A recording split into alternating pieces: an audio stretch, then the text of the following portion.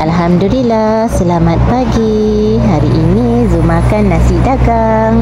Dengan anak Zu ni sebenarnya nak ke pasar. Belum ke pasar tu Zu kena makan dulu. Rancang lama dah nak makan nasi dagang. Lepas balik dari tempat belajar tu dah ada rasa nak makan nasi dagang. Kalau tak silap Zu, kampung ni Gong Pipit. Kalau tak silap lah, di Gelugo, Jalan Menghala ke atas tol. Kalau dari Simpang, Ngadang Baru tu, Zu singgah di sini.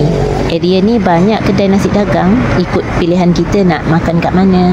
Di samping tu Zu order juga pulut. Wow, sedapnya pulut gaunnya. Okey, nasi dagang. Kalau kuah-kuah pekat macam ni sedap lah, insya-Allah. Okey, Zu nak makan. Ini juga area Keropok Keping. Pengkalan start tu glamour lah di kawasan ni. Sesiapa datang Terengganu, kalau nak beli keropok keping, beli keropok keping yang ada ikan. Nampak di kepingan dia tu ada hitam-hitam sikit, tu banyak ikan lah tu. Banyak juga lagi area yang best, macam di seberang Takir. Kalau dari sana juga sedap juga. Dari Batu Rakit tu Zu order kepuk getek. Kepuk lekor goreng. Kepuk lekor goreng ni mesti ada lah dekat kedai-kedai makan di Terengganu ni, walaupun sarapan pagi.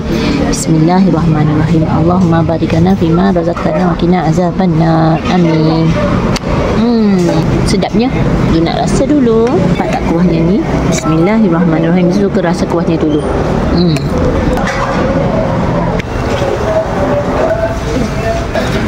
Sesiapa yang datang Terengganu rugi tak makan nasi dagang. Sedap. Bismillah.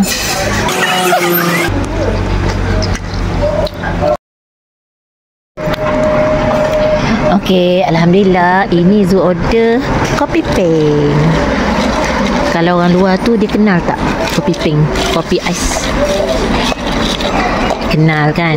Dah glamour dah nama peng-peng ni sekarang. Bismillah.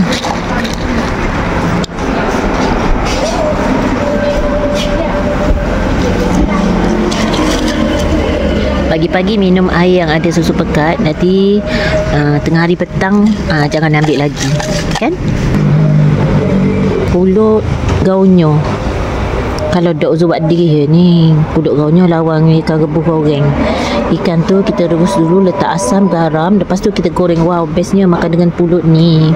Itu lebih sedap daripada makan dengan ikan masin. Macam tu, kan tu.